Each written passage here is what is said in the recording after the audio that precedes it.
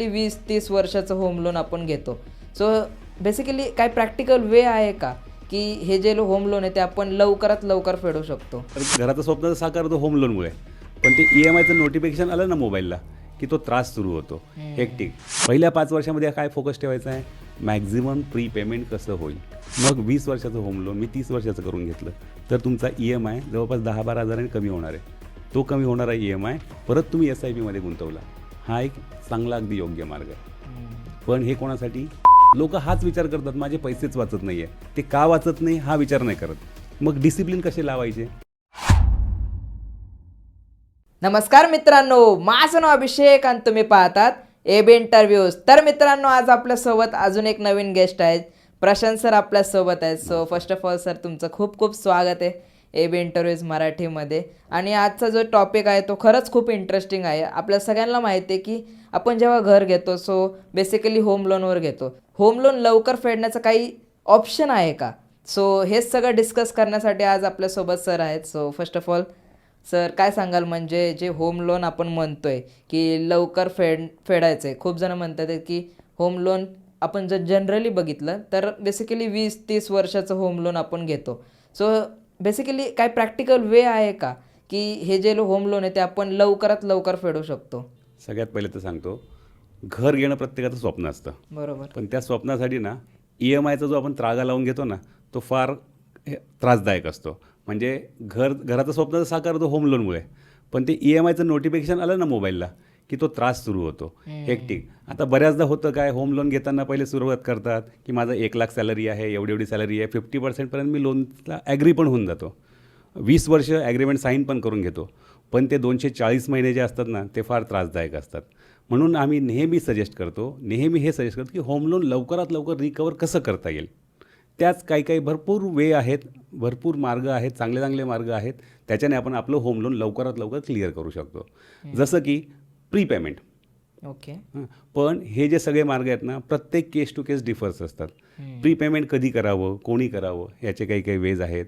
आम्ही नेहमी सजेस्ट करतो की तुमचा जो EMI आहे 12 इन्स्टॉलमेंट्स असतात, त्याच्यात एक इन्स्टॉलमेंट एक्स्ट्रा पे करा. म्हणजे वर्षाचे 12 इन्स्टॉलमेंटच्या ऐवजी 13 इन्स्टॉलमेंट पे केलेत तर तुमचं होम लोन हे लवकर क्लिअर होतं. एका इन्स्टॉलमेंटने तुमचे भविष्यातले 6 इन्स्टॉलमेंट वाचत राहतात. हा एक सिम्पल कॅल्क्युलेशन आहे. लोक EMIला अगदी मनापासून प्रेम करतात आणि मनापासून वर्षानुवर्ष भरत राहतात. पण एक EMI जर एक्स्ट्रा पे केला तर तुमचे भविष्यातले 6 EMI वाचतात. एवढं पॉवरफुल हे आहे. दुसरं एक असतं, तुमचा जो काय EMI आहे, बऱ्याचदा होतं काय, EMI चालू केला तो कन्सिस्टंटली भरत गेले, त्याच्याऐवजी एकाच्या ऐवजी 2 EMI किंवा एक 50,000 मला लमसम आले, मला बोनस मिळाला, मला काहीतरी हाईक मिळाली, मला टॅक्स रिफंड मिळाला, हे पैसे जे येतात ना ते प्री पेमेंट करा. 50,000 जर एक्स्ट्रा पे केलेत वर्षाला तर तुमचं जवळपास 3 लाखाचा इंटरेस्ट वाचू शकतो. पहिल्या 5 वर्षात, होम लोनच्या पहिल्या 5 वर्षामध्ये जेवढं मॅक्झिमम प्री पेमेंट करता येईल तेवढं केलं ना तर भविष्यातले आपले 5-7 वर्ष वापरू शकतात. छोट्या गोष्टीने सांगतो, 1,000-2,000 रुपये तुमचा EMI 30,000 रुपये, त्यात 1-2,000 रुपये एक्स्ट्रा पे करा. 1,000-2,000 रुपये दर महिन्याला एक्स्ट्रा पे करत गेलात तर तुमचं 25 वर्षाचं लोन हे 20व्या वर्षात संपतं. तुमचं 25 वर्षाचं लोन हे 15व्या-20व्या वर्षात संपू शकतं जास्तीत जास्त EMI हे केल्यामुळे. बाय EMI ही एक कन्सेप्ट आहे. EMI म्हटला की आपल्याला एकच लक्षात असतं, महिन्यातनं एकदाच भरायचं आहे. त्याच्याऐवजी 15-15 दिवसाची EMI भरा. EMIची अमाऊंट मोठी वाटते ना, 50,000 EMI, 75,000 EMI, 50,000 EMI. त्याच्याऐवजी 2-2 वेळा भरला, EMIची अमाऊंट छोटी दिसते. ती छोटी दिसली, 2 वेळा पे एक्स्ट्रा पेमेंट पण होत जातं. एक्स्ट्रा पेमेंट झालं, भविष्यातले आपले EMI वाचले. EMI म्हणजे काय माहिती का, इक्वेटेड मंथली इन्स्टॉलमेंट. वाटतं फार सोपं, पण ते इक्वेटेड ना खूप त्रासदायक होत जातं. जेव्हा साईन करतो दरवेळेस हेच म्हटलं जातं, 240 महिने, 300 महिने. जेव्हा महिन्यामध्ये कोणी होम लोन देताना तुम्हाला काय म्हणतं, किती वर्षासाठी लोन घेतलं आहे, डिवायडेड बाय मंथ्स करा. खूप लाँग पिरियड असतो आणि तोच आपण शॉर्टर करत द्यायचा. EMI देत जी अमाऊंट जात असते ना तिला आपण मॅक्झिमम रिकवर कसं करता येईल आणि आपलं कॉर्पस कसं बनवता येईल ह्याच्यावरच सगळ्यात महत्त्वाचा फोकस असतो. तोच सतत केला पाहिजे. आणि ह्याच्यामध्ये सर अजून एक मी बघितले की बेसिकली प्री पेमेंट तर आहेच आहे, काही जण म्युच्युअल फंड पण करतात. येस. सो ह्याच्याबद्दल काय सांगाल की समजा होम लोन माझं चालू आहे प्लस मी SIP पण करतोय सोबत, सो मग हे कुठेतरी मग 5 ते 10 वर्ष मी ते कॉर्पस क्रिएट करतो. सोप्या भाषेत सांगू ना, होम लोन ही एक मॅरेथॉन आहे. होम लोन ही एक मॅरेथॉन आहे, धावायचं आहे, सतत धावायचं आहे. पण जर म्युच्युअल फंडमध्ये सायमल्टेनियसली इन्व्हेस्टमेंट केलं ना तर एक बूस्ट मिळतो. बरेचसे लोक आता मॅरेथॉनला तुम्ही बघत असाल, बरेचसे लोक सुरुवात तर करतात पण एंड पॉईंटपर्यंत पोहोचू शकत नाही. पण म्युच्युअल फंडच्या SIPची जोड आपल्या होम लोनला दिली ना तर बूस्ट मिळतो आणि आपण आपल्या डेस्टिनेशनला लवकर पोहोचतो. सिम्पल लॉजिक आहे. आता होतं काय की माझा जो काय EMI आहे त्याच्या 10% फक्त मी एक्स्ट्रा SIP सुरू केली. होम लोनच्या EMIच्या 10% SIP सुरू केली तर पुढच्या 25 वर्षात जेवढा मी इंटरेस्ट पे करतो आहे तेवढा रिकवर होतो. जर होम लोनच्या EMIच्या 25% जर मी SIP सुरू केली, होम लोनच्या EMIच्या 25%, तर माझं लोन जे 25 वर्षाचं आहे ते 13व्या वर्षी संपू शकतं. सिम्पल भाषेत सांगतो, एक 50 लाखाचं होम लोन घेतलं आहे, 42-45 हजाराचा EMI येतो पुढच्या 20-25 वर्षासाठी. हे स्टँडर्ड कॅल्क्युलेशन 8% जरी केलं तरी, तर पुढच्या 20 वर्षामध्ये तुम्ही जवळपास 60-70 लाखाचा फक्त इंटरेस्ट पे करतायत. सोबतच 15,000ची एक SIP सुरू करा. पुढच्या 10 वर्षामध्ये जवळपास 30 लाखाचं कॉर्पस जमा होऊ शकतं. तेच SIP पुढची 13-14 वर्षे केली तर जवळपास 40-45 लाखाचं कॉर्पस तयार होऊ शकतं. हेच कॉर्पस घेतलं आणि लमसम रिपेमेंट केलं, तुमचं 25 वर्षाचं होम लोन 13व्या-14व्या वर्षी संपतं. एवढा शॉर्ट पिरियड होत जातो. म्हणून मी जे मॅरेथॉनचं उदाहरण दिलं ना, मॅरेथॉनला सगळेच धावायला सुरुवात करतात, एंड पॉईंटला खूप कमी लोक पोहोचतात. SIPचं बूस्ट द्या, तुम्ही लवकरात लवकर तुमचं होम लोन रिकवर करणार. आणि सर ह्याच्यामध्ये आहे की आता होम लोनचा जर इंटरेस्ट रेट आपण बघितला सो ॲव्हरेज 8%, 9%चा आहे, बरोबर. आणि जर म्युच्युअल फंडचा आपण जर त्यामध्ये बेसिकली जर आपण इन्व्हेस्ट करतोय सो हे कुठेतरी फ्लक्च्युएट होत राहतं, जसं की मार्केट आहे आणि त्यामध्ये मग ह्याच्यामध्ये बेसिकली प्रॅक्टिकल किती पकडू शकतो आपण, बेसिकली प्रॅक्टिकल इंटरेस्ट किंवा आपण म्हणतो प्रॅक्टिकल रिटर्न्स किती पकडू शकतो याच्यामध्ये, आणि ह्याला रिअलिस्टिक अप्रोच आहे का खरं तर? रिअलिस्टिक अप्रोच 101% आहे.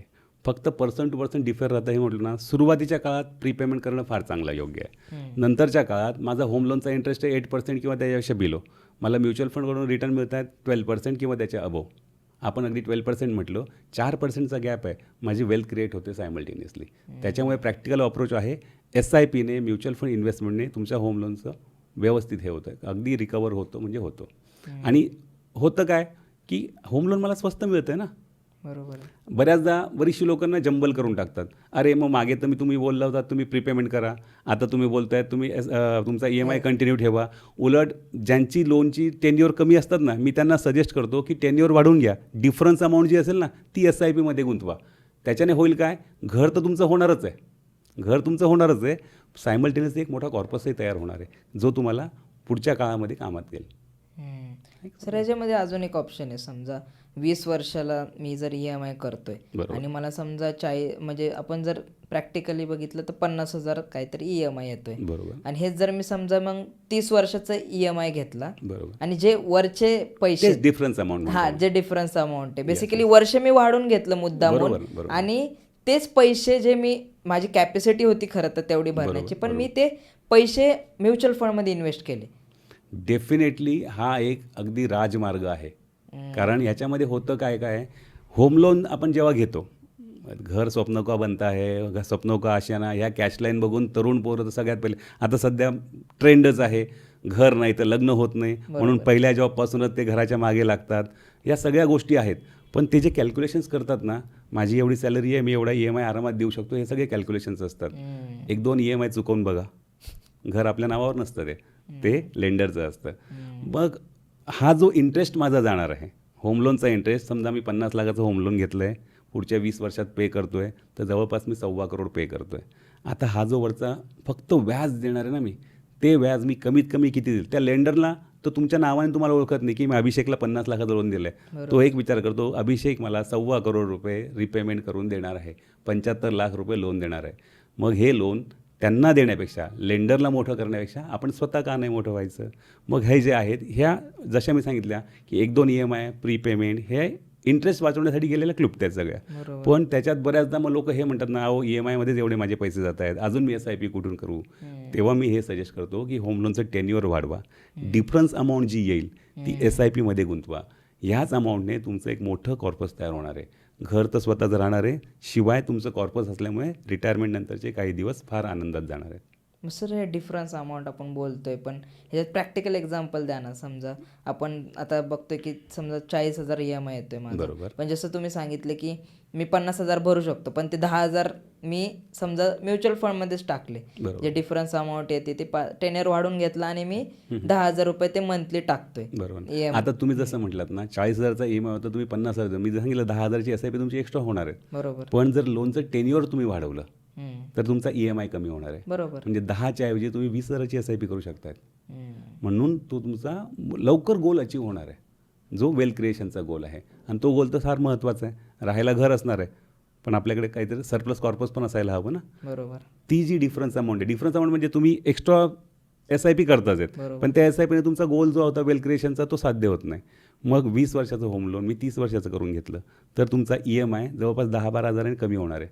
तो कमी होणारा EMI परत तुम्ही SIPमध्ये गुंतवला, हा एक चांगला अगदी योग्य मार्ग आहे. हम्म. पण हे कोणासाठी? ज्यांच्या लोनचे टेन्युअर पहिली 5-6 वर्ष संपत आलेली आहेत. पहिल्या 5 वर्षामध्ये काय फोकस ठेवायचा आहे? मॅक्झिमम प्रीपेमेंट कसं होईल. पहिल्या 5 वर्षांतर काय फोकस ठेवायचा आहे की माझा लोनचा जो इंटरेस्ट आहे तो 8% किंवा त्याच्यापेक्षा बिलो आहे, मला SIP कडून रिटर्न 12% आणि अबोव मिळत आहेत. हाच जो डिफरन्स आहे हाच माझा कॉर्पस बनवतो आहे. हेच नाही. आणि सर ह्याच्यामध्ये अजून एक आहे की मग ठीक आहे चला म्युच्युअल फंडमध्ये पण खूप सारे ऑप्शन्स आहेत. बरोबर. मग खूप जण काही रिस्क घेऊन इक्विटीमध्येच फक्त इन्व्हेस्ट करतील, बरोबर. काही जण डेटमध्येच फक्त इन्व्हेस्ट करतील. सो काय सांगाल ह्याचं मिक्स असलं पाहिजे? म्हणून म्हटलो ना की प्रत्येकजण कसं हे करतं आहे. मला प्रीपेमेंट करायचं आहे पुढच्या वर्षी, तर मी डेट इन्स्ट्रुमेंटमध्ये गेलं पाहिजे, कारण की शॉर्टर टर्म आहे. राईट. माझ्याकडे 5 वर्ष आणि अबोवचा गोल आहे, तर मी हायब्रिड फंड्समध्ये गेलं पाहिजे. मला जसं आपण थोड्या वेळापूर्वीच बोललो की मला पुढचे EMI कमी करून मी EMI वाढवून मी ती शॉर्ट अमाऊंटचं डिफरन्स अमाऊंट मी SIP करणार आहे. तिथे मला 10 वर्ष आहे, तर तिथे मी 100% इक्विटी फंड्समध्येच गेलं पाहिजे, फ्लेक्सी कॅप कॅटेगरीच्या, इंडेक्स कॅटेगरीच्या. फक्त होम लोन जर मला लवकर रिकवर करायचं आहे किंवा होम लोनचे पैसे वाचवून मला जर कॉर्पस बनवायचं आहे ना, तर सेक्टर फंड्स, थीमॅटिक फंड्स याच्यापासून थोडंसं दूर राहायचं आहे. शॉर्टर पिरियड आहे, मला प्रीपेमेंट करायचं आहे, डेट फंड प्रिफर करा. 5 वर्षाचा अबोवचा पिरियड आहे, हायब्रिड फंड प्रिफर करा. तिथून पैसे जमवा, ते होम लोनचं रिपेमेंट करा. हे 2 ऑप्शन झाले. आणि तिसरा ऑप्शन जो सांगितला लॉंगर टर्मसाठी flexi cap funds, index fund, याच्यावर बिंदास्त आहे. Multi cap, flexi cap, index fund. अच्छा, ह्याच्यामध्ये आता सर मी पण इन्व्हेस्ट करतो. सो बेसिकली डेट फंडमध्ये 8% आपण Below 8%. Interest below 8%. मग होम लोनच्या इंटरेस्ट रेटनुसारच झालं ते. नाही, मग मी तेच म्हटलं ना की जर मला मला होम लोन प्रीपेमेंट करायचं आहे वर्षभरात, म्हणून मी डेट फंडला, तिथं मी इक्विटी फंड नाही करत आहे. मी 5 वर्षाच्या अबोवचा विचार आहे, तर मी इक्विटी फंडला जातो आहे. तिथे जंबल नाही करायची आहे. मला एक कॉर्पस तयार करायचा आहे, तो कॉर्पस करून प्रीपेमेंट करायचं आहे. तिथे मी सिलेक्ट करायचं आहे डेट फंड्स. वर्षभरात मला ॲडिशनल अमाऊंट होईल, मार्केटच्या फ्लक्च्युएशनची भीती नाही, तेच पैसे मी घेणार, इकडे टाकणार. 5 वर्षाच्यापर्यंत आहे, मी हायब्रिड फंड्समध्ये गेलो, मला त्याच्यातनंही चांगला कॉर्पस तयार होतो आहे, तो मी प्रीपेमेंट केला. आणि लॉंगर पिरियडसाठी जेव्हा मी करतो आहे तेव्हा मी 100% flexi cap, multi cap, index fund त्याच्यात करतो. सर ह्याच्यामध्ये आता आपण बोलता म्हणलं की स्टेपअप SIP, की होम लोनमध्ये जसं की आपण म्हणतो की दरवर्षी आपण एक अमाऊंट इन्व्हेस्ट करतो, जेणेकरून आपलं जे कॉर्पस आहे ते तयार होईल आणि कुठेतरी मग प्रीपेमेंटला मदत होईल. त्यामध्ये मग स्टेपअप SIP किती मदत करते त्याच्यामध्ये, आणि त्याच्यामध्ये स्टेपअप SIP थोडी अमाऊंटने केली, त्याचं एक प्रॅक्टिकल एक्झाम्पल काय सांगाल? सर, मी नेहमी एक उदाहरण असं सांगतो. लोक SIPला किंवा कंपाऊंडिंगला एक जादू म्हणतात. स्टेपअप SIP ही त्याच्या पुढची जादू आहे. SIP जादूसारखंच काम करते. स्टेपअप SIP लवकर बूस्ट करते आपल्या इन्व्हेस्टमेंटला. काय होतं, माझं होम लोन चालू आहे, माझे इतर खर्च सर्व चालू आहे, पण सायमल्टेनियसली माझं इन्कमही 10% 15% वाढत राहतं. दरवेळेस माझं इन्कम वाढत राहतं, पण इतर खर्च जे असतात ते मॅनेज करता करता मी माझी SIP वाढवायचं विसरून जातो. Step up SIP by default hit होणार आहे, त्याच्यामुळे तुमचा कॉर्पस नक्की वाढणार आहे. जो गोल माझा 15 वर्षांतर पूर्ण होता, तो माझा 12व्या वर्षी पूर्ण होऊ शकतो. जो गोल माझा 20व्या वर्षीचा होता, तो माझा 3-4 वर्ष अगोदर कंप्लीट होतो. म्हणून स्टेपअप सतत करायची आहे. आणि स्टेपअपचे काही रूल्स आहेत का, काय सांगाल त्याबद्दल? म्हणजे समजा मी आज SIP 5,000 करतोय, 10,000 करतोय, आणि किती टक्क्याने ते वाढवली पाहिजे? कारण की कसं आहे की त्याच्यामध्ये पण खूप जण काय करतात की अचानक काय वाढवतात, मग ते नंतर कन्सिस्टंट राहता येत नाही. म्हणजे समजा मी 5,000 करतोय आणि मी अचानक 2,000 पासून म्हणजे एक्स्ट्रा 2,000 वाढवले, पण ते मला सस्टेनच नाही होते. काही महिन्यानंतर असं कळते, अरे यार मला भरताच येत नाही एवढं. बघा, SIP जे आहे ना, ते सरळ म्हटलं ना डिसिप्लिनसाठी आहे. ती आपल्याला स्वतःला डिसिप्लिन लावून घ्यायचं आहे.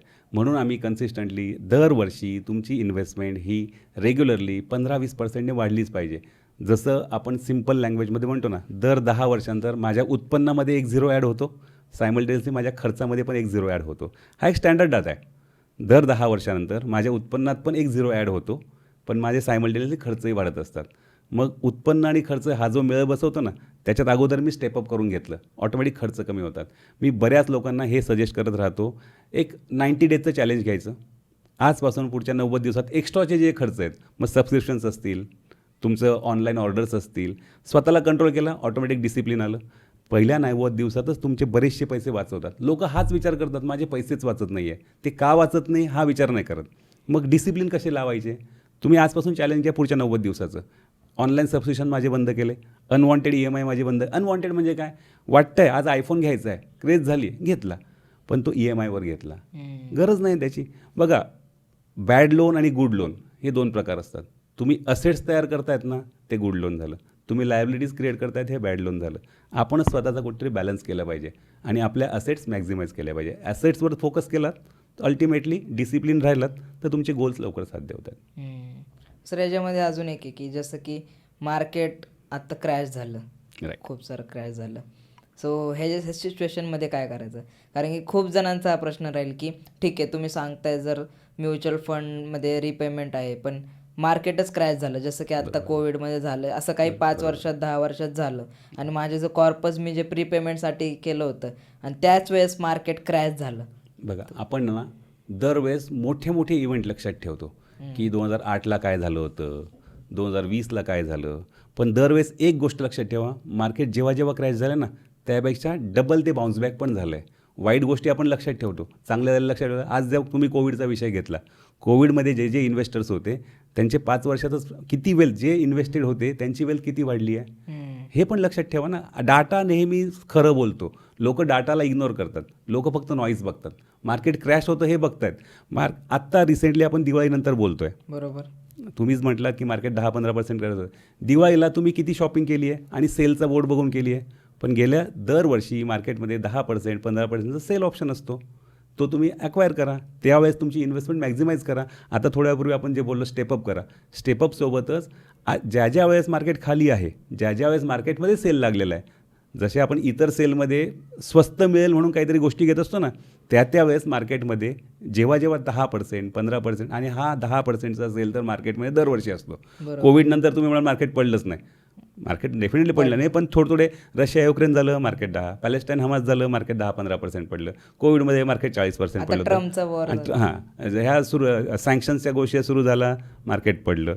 हे जे पडलेलं होतं तेव्हा मला अपॉर्च्युनिटी होत्या माझी मॅक्झिमाइज इन्व्हेस्टमेंट डंप करायची मार्केटमध्ये. सेलचा मला बेनिफिट मिळाला असता. ज्या ज्या वेळेस मार्केट खाली असतं ना, त्या वेळेस मी एकच फोकस करायचा, मला किती युनिट्स मिळत आहेत आणि ते स्वस्त मिळत आहेत. आपण होम लोनच्या विषयात बोलतो आहे. घर घेताना मी नेहमी एक विचार करतो, मी 2 BHK घेतलं आहे, मी 3 BHK घेतलं आहे, मी इतके स्क्वेअर फूटचं घर घेतलं आहे. म्युच्युअल फंडमध्ये इन्व्हेस्टमेंट करताना किती व्हॅल्यू घ्याली ते नाही बघायचं आहे, मी किती नंबर ऑफ युनिट्स कलेक्ट केले आहेत आणि नंबर ऑफ युनिट्स मला सेलमध्येच मिळतात, मॅक्झिमाइज मिळतात. जेव्हा जेव्हा मार्केट पडलं आहे तेव्हा तेव्हा तुमची इन्व्हेस्टमेंट वाढवा. तुमचे युनिट्स किती झालेत आजपासून ना, तुमचा पोर्टफोलिओ बघताना 10% वाढला आहे, 12% वाढला आहे, पण हे नका बघू माझे नंबर ऑफ युनिट्स किती झालेत. माझ्याकडे आज 1 लाख युनिट झालेत, माझ्याकडे आज 2 लाख युनिट झालेत. सोनं घेताना आपण कसा हिशोब करतो, मी 1 तोळा घेतलं, मी 1 ग्रॅम घेतलं, मी 2 ग्रॅम घेतलं, तसा हिशोब नका करू. तसाच हिशोब म्युच्युअल फंड्समध्ये करा. माझ्याकडे आज 1,00,000 युनिट झालेत, माझ्याकडे आज 50,000 युनिट्स आहेत, माझ्याकडे आज 5,00,000 युनिट झालेत. एक गोल ठेवा की माझ्याकडे 10,00,000 युनिट झालेच पाहिजेत. ह्या गोलनेच अमाऊंट बघितलं ना, मग मार्केट बघितलं आहे, अरे मग माझे निगेटिव्ह व्हॅल्यू आहे, मग माझं हे झालं आहे, तर तुम्ही फ्लक्च्युएट होणार. मग नॉईसला तुम्ही फॉलो करणार, नॉईसला नाही फॉलो करायचं आहे. एक प्रोसेस फॉलो करायची आहे. 10% मार्केट दरवर्षी 10-15%चा आपल्याला एक सेल देतं, त्यावेळेस आपली मार्केटमध्ये इन्व्हेस्टमेंट डंप करा, ती नक्की वाढते, चांगली वाढते. आणि फॉरगेट इट, वाढणार म्हणजे वाढणार. ओके. सो याच्यामध्ये प्रीपेमेंटचं आपण जसं बोलत होतो, तर समजा मी आता 5 ते 7 वर्ष 8 वर्ष प्रीपेमेंटचे जे पैसे आहेत, कॉर्पस क्रिएट केलं आहे, सो टायमिंग किती मॅटर करते सर? की समजा माझ्याकडे 5 वर्ष 7 वर्ष 8 वर्ष जे पण मी कॉर्पस क्रिएट केलं म्युच्युअल फंड थ्रू, सो अजून वेट करायचं की समजा अजून 2 वर्ष मार्केट थोडंसं वाढून देऊ, मग ते 10 वर्षाचं एकदम मी इन्व्हेस्ट करू, की मग आता जेवढं आहे तेवढंच प्रीमियम करू, बाबा हा जेवढं पण इयर आहे ते कमी करून घेऊ? हे टायमिंग कसं डिसाईड करायचं? बघा, टायमिंगवर जे तुम्ही बोलतायत ना, मार्केटला कोणीच टाईम करू शकत नाही. बरोबर. बरोबर. म्हणूनच आम्ही सजेस्ट करतो मार्केटमध्ये टाईम घालवा, ऑटोमॅटिक टायमिंग योग्य होईल. टायमिंग करायच्या नादात काय होतं माहिती आहे का, ते ट्रेन विंडो तिकीटचं लक्षात येतं ना, एका ठिकाणी गर्दी आहे, आपण लगेच ती गर्दी त्या क्यूमध्ये उभं असतो, आपण दुसरीकडे स्विच होतो.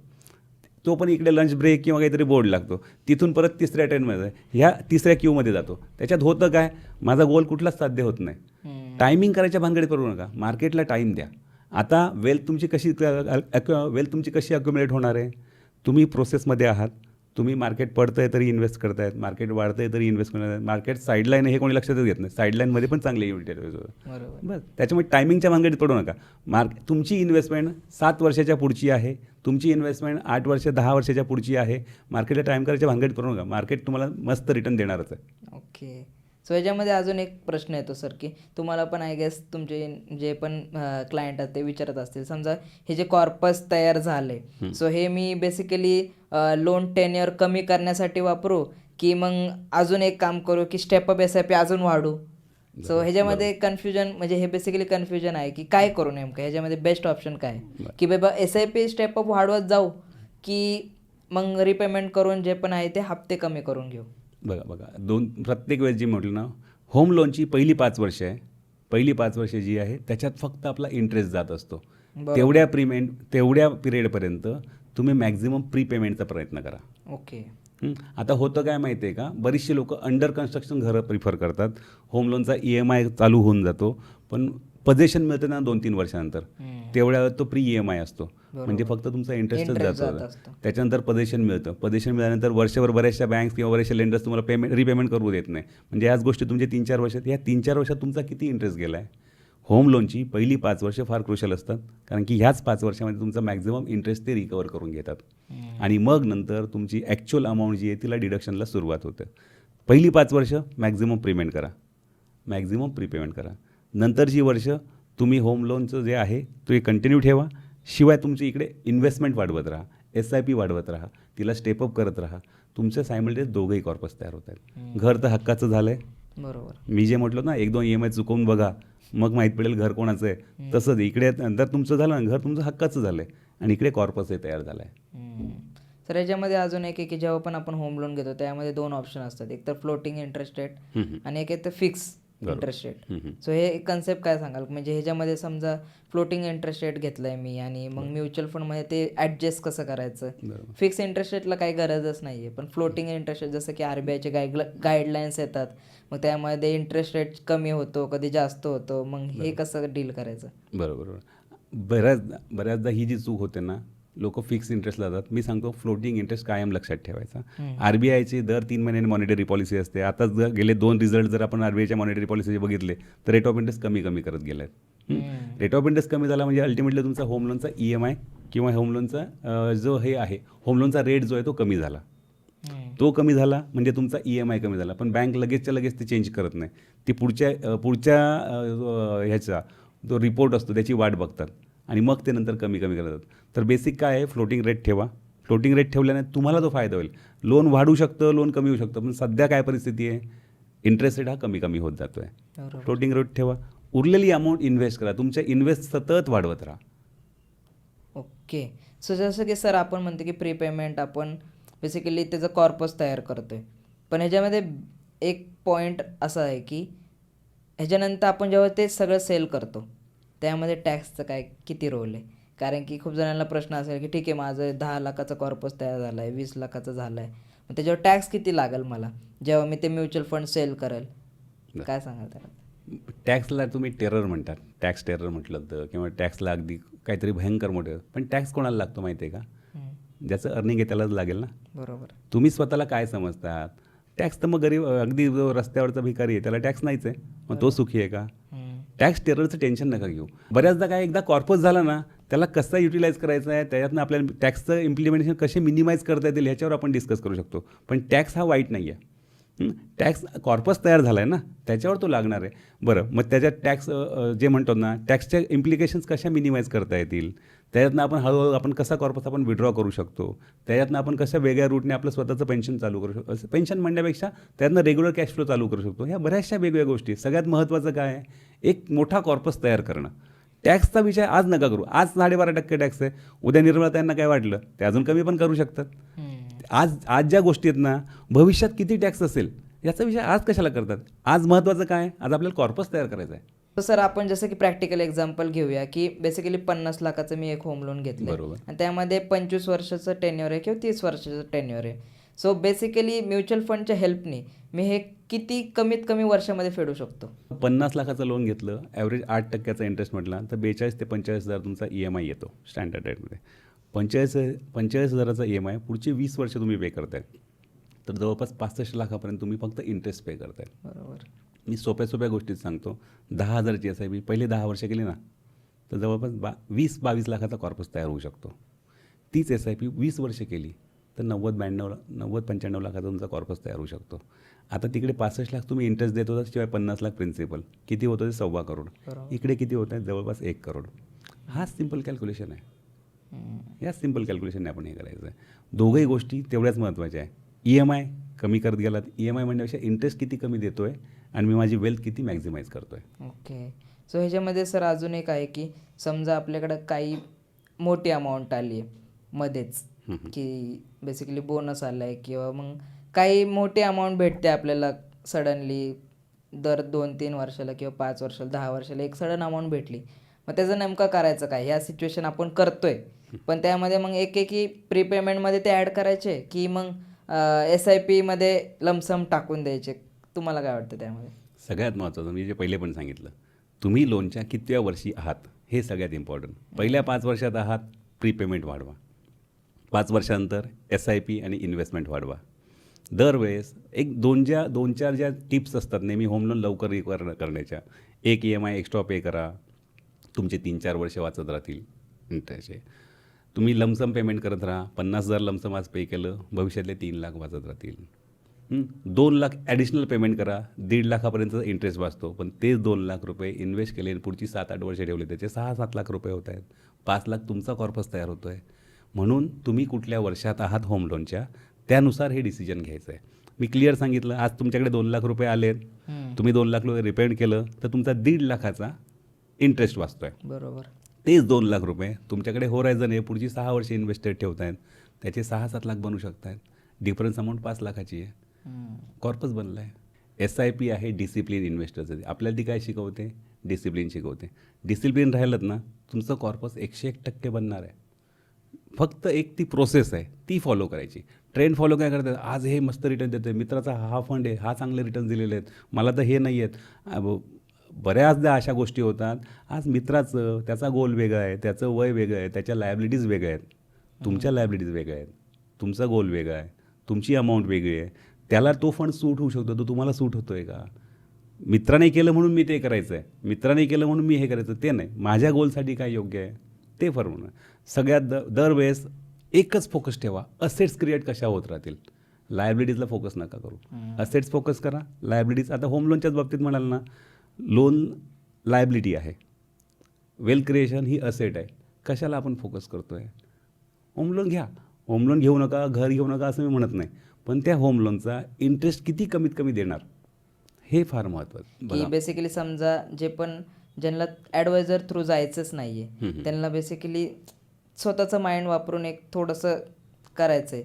सो त्यांच्यासाठी काय सांगाल? की समजा माझं वय आता, आपण एक टेंटेटिव्ह वय घेऊया की 25 वर्ष आहे, 30 वर्ष आहे आणि एक 40 वर्षाचा व्यक्ती आहे. सो ह्यांनी बेसिकली कुठले म्युच्युअल फंड्सचे कॅटेगरी सिलेक्ट केले पाहिजे?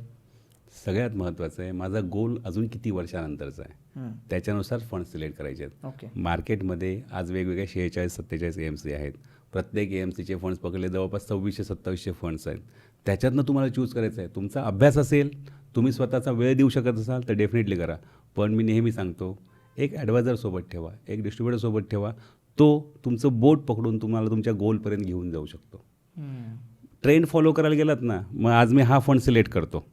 बऱ्याचदा डायरेक्ट ॲप्सवर किंवा त्या ज्या प्लॅटफॉर्म्सवर पास्ट परफॉर्मिंग फंड दाखवत असतात आणि स्टार मार्क असतो, past performance doesn't give any guarantee of future performance.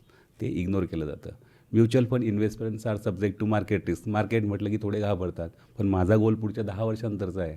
10 वर्षात अगदी अंडर रेटेड फंडही चांगला परफॉर्म करून जातो.